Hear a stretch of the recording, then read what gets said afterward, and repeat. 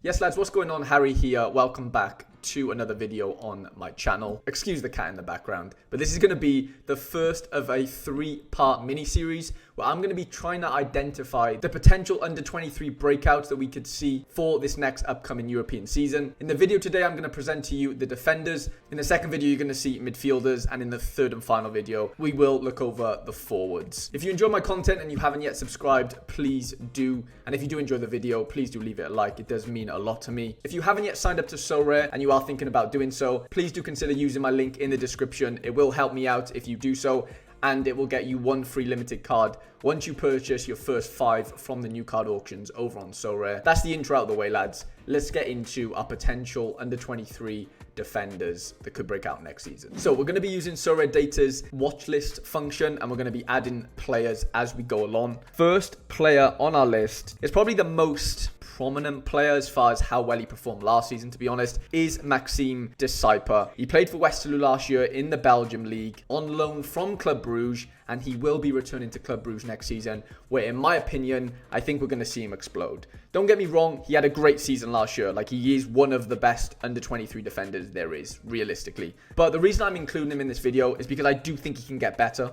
He's under 23 until 2025, loads of utility. He's just recently played for Belgium under 21s, who actually lost today to Portugal and are out of the European under 21 championships. 2 great scores over the 3 game weeks. And you know what? He's an absolute gem on Sorare, right? Last year, we saw him take penalties. We saw him take corners, free kicks. He has a great left foot. He has a very high attacking output for a left back or a left wing back, whatever you want to call him. And I think that will only increase when he moves back to Club Brugge next season. He got 10 goals last year, 8 assists. Don't get me wrong, quite a few of those goals were penalties, and I don't think he will have that responsibility next season. I think that responsibility will fall on the Lord Hans Van Aken, captain of Club Brugge. But I think the fact that he's playing in a better team, a more ball-dominant team, might outweigh the fact that he probably doesn't take penalties. I still think he'll have a big responsibility in terms of corners and set pieces and free kicks and whatever, but I would be surprised if he scored more than 10 goals next season, to be honest. I think he'll get more than 10 assists.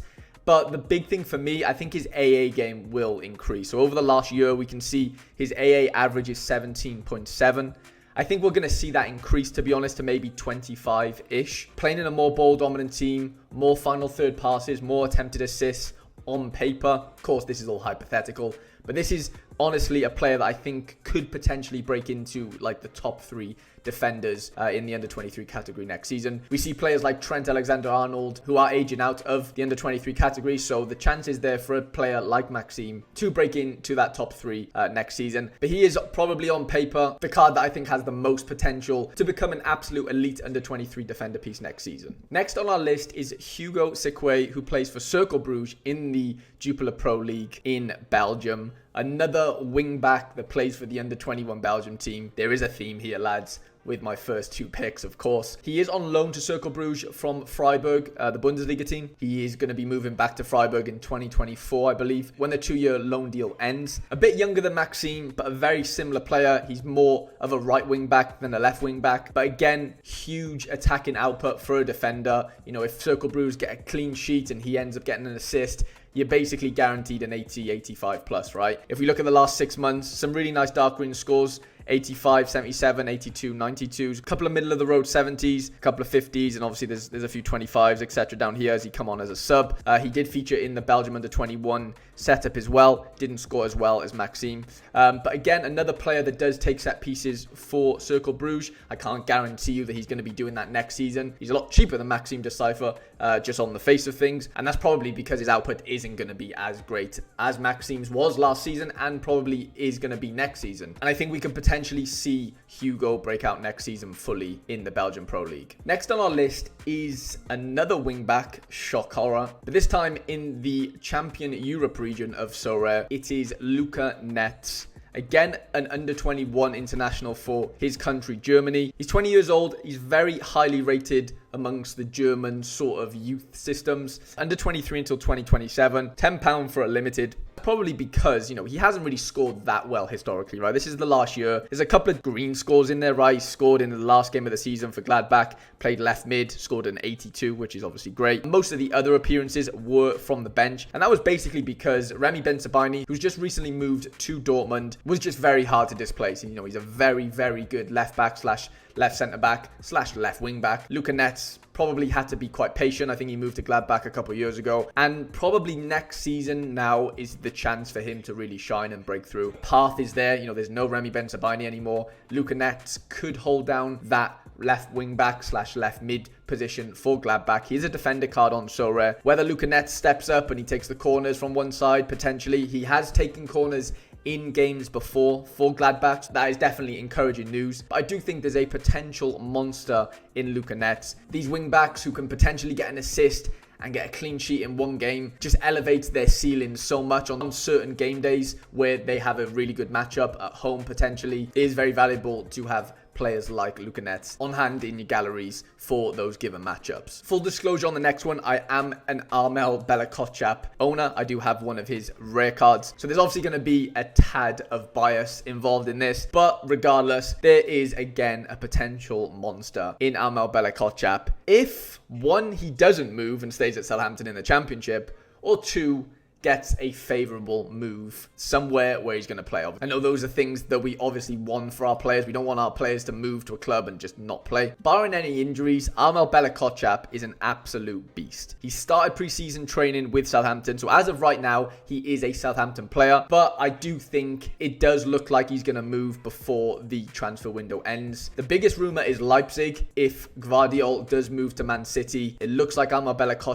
could be the guy to replace him at Leipzig. Look, that would be a great move on paper. Leipzig are a bit funny with rotation sometimes. Don't get me wrong, as an Armel rare card owner, I would take him moving to Leipzig. I prefer if he stayed in the Championship with Southampton. I think he would absolutely rip the Championship to shreds, but I think he's way too good for that. There's Premier League clubs linked as well, and I don't think that would necessarily be a bad move for him to go back to the Premier League. I think the Bundesliga and Leipzig is the most ideal, but I think any sort of move where plays football is going to be a good thing. We can see his scores here over the last year. There is a lot of DMPs there. He is a little bit injury prone. I think he had a problem with his shoulder towards the end of the season, but you know, no hundreds, no 90s as of right now. But the kid's only 21 years old. He's under 23 until 2026. Armel is an absolute dual beast. He doesn't ever seem to get dribbled past. He has great athleticism and incredible passing ability. And I think if he does move there, we could see a potential breakout next season. Next up is another Southampton defender in the form of Tino Livramento. If you didn't know, Tino Livramento did his ACL last season effectively and didn't play for the whole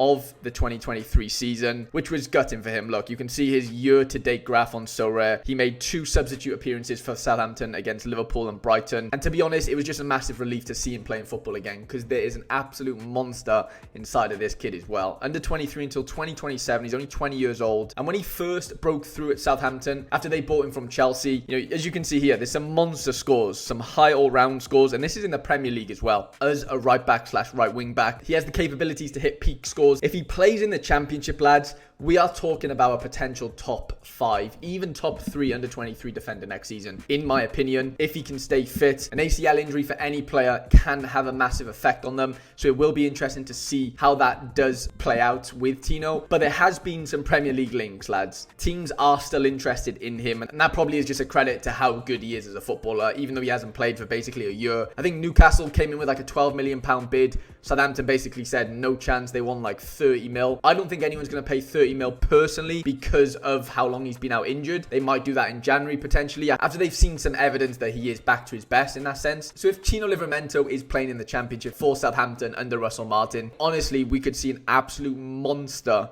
of a player on SO5 on Sorare. And yeah, to be honest, I would love a Tino Livramento card. He's not trading for that much, to be honest. £13 for a limited isn't terrible. There is obviously those Premier League links, and I still think he'd do great in the Premier League. There might be rotational issues with the fact that he has been out for so long. I think if he stays at Southampton, he is probably the #1 right back there and has a chance to excel on the game and in real life. So obviously, the most ideal thing for him is to stay at Southampton. If he does move, then of course there's risks that come with that. Next on our list is Marco Canna, that plays for Anderlecht. Feels like this guy has been around since the dawn of time on Sorare, and I think he has. I think he's had cards since like 2018, so he's been around for a while and just never really had a chance to break through at Anderlecht. But there is a potential player in there that could break out next season. We've seen this sporadic scores here. There's a couple of decent scores here and there, nothing crazy. He can play centre midfield, he can play centre back, very, very versatile. Look, there's definitely potential in Canna. He's highly rated in the Belgium youth systems. He's been at Anderlecht for a long time, in and around that first team. I think next season could be his chance if he's allowed the opportunity to go and show us how good of an SO5 player he could be. He's shown glimpses. I don't think there's enough data there to really show us how good of an SO5 player he could be. He's either come off the bench, he started a few games of course, but not enough really to have a real good sample size of things. And as a defender card, playing in midfield, which he kind of does, as shown on Sorare data, that could prove to be really beneficial for his final third passes, his long balls into the opposition's half. As a defender, you get more points for doing that than a midfielder. But if he's playing in midfield, he's playing higher up the pitch, there's more chance of those final third passes. And that can only be good for a defender card, as long as, of course, Anderlecht do keep a clean sheet, because as a defender, you're going to benefit from the clean sheet bonus of 10 points on the Sorare matrix. He's probably the cheapest card I've mentioned on this list. He's probably the most risky in the sense that I think his ceiling is the lowest, and the price probably reflects that. And don't get it twisted, I'm not talking about a potential top 10 under 23 midfielder here by any stretch of the imagination. I'm just saying I do think next season could be the chance for Marco Canna to break out in this Anderlecht side. Next on our list is Maxime Dekker, that plays for AZ Alkmaar in the Eredivisie. He's 19 years old. He is a centre-back and under 23 until 2028. £7 for a limited, £93 1 week average for the rare. Look, this one for me only works out for Dekker, and if you own him on Sorare, if the players in front of him right now, i.e. Sam Bukema, moves on from AZ and transfers elsewhere. That's kind of the only way I see Dekker becoming a useful SO5 player and breaking out next season. We can see here on the graph on Sorare data, he did come into the side. There was a time when one of the centre-backs was injured for a little while, and he came in. He did okay. Like, there's nothing crazy in these scores. There's nothing terribly bad, but he has shown glimpses, like in these first games here, 27 AA, 29 AA, 20 AA. It kind of leveled off after that, a couple of substitute appearances. A 19-year-old defender at AZ Alkmaar, who were exceptional last season, took West Ham really close in the Conference League and had a really good domestic season as well. If there is departures within AZ, specifically at centre-back, I think Dekker probably is next in line to come through that conveyor belt and maybe turn into a usable SO5 piece. Last on our list is Calvin Ramsay, who is owned by Liverpool, but he is going on loan to Preston in the Championship. Ramsay struggled with injuries so far since moving to Liverpool from Aberdeen. As you can see here, he has the potential to score really well. Don't get me wrong, this is in the Scottish Premiership, and we have to take into consideration that the standard of the Scottish Premiership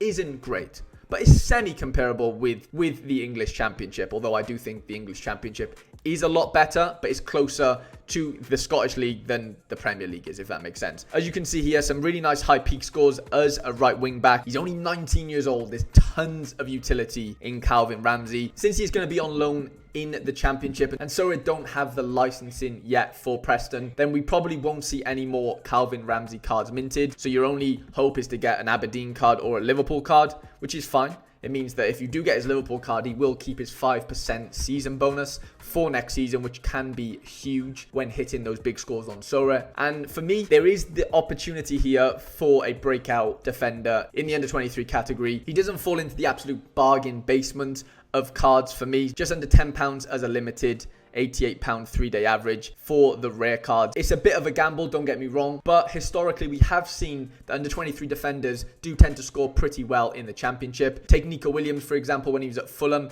he scored exceptionally well, although Fulham were a very good side in the Championship that season. We saw it with the Burnley boys last year, Howard Bellis and Jordan Bayer. There is differences there. They are centre-backs. Ramsay is a wing-back. There is going to be differences in their scores, but you could argue Ramsay is more decisive capable in that sense, will be playing higher up the field. Preston actually had a really good record last year for clean sheets. If they can keep that form from last season up in terms of clean sheets, and they can add some attacking output for Calvin Ramsay to be getting assists, big chances created, etc., and even goals, then we could potentially see Calvin Ramsay break out as an under 23 defender on Sorare. Lads, I hope you did enjoy that video and you did take some value from it. If you did, then please do consider subscribing to the channel. Like I said at the start of the video, you will be seeing the midfielder version of this video next on my channel, and then the forward video after that. Like I said, hope you enjoyed, hope you have a great day and a great game week on Sorare, and I shall see you guys in the next video.